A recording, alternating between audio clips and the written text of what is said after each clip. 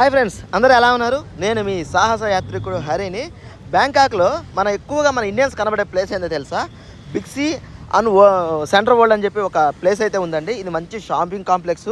ఇక్కడ A to Z, ఇక్కడ బట్టల కానించి క్లాత్స్ కానించి ఎలక్ట్రానిక్ ఐటమ్స్ ప్రతి ఒక్కటే అయితే మనకి స్టెప్ బై స్టెప్ ఫ్లోర్ మీద ఫ్లోర్స్ అయితే ఉంటాయి.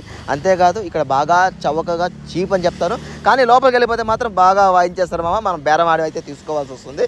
ఇంకా అలా అయితే పైకి వెళ్ళిపోయాను. ఇంకా ఫ్లోర్స్ చాలా ఉన్నాయి. అలా కొంచెంసేపు పైకి వెళ్దామని కొంచెం అంత దూరం పైకి వెళ్ళగానే ఆడే నాకు ఒక మెంటల్గా మట్టి తిరిగిపోయేది అయితే ఒకటి కనబడింది. ఏజ్ రివర్సింగ్ ల్యాబ్ అంట.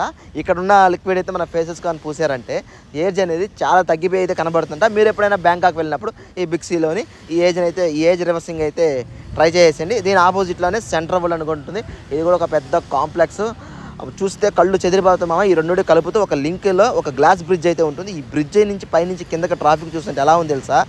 మైండ్కి అయితే అలర్ట్ అయిపోయింది కళ్ళు అంత విధంగా.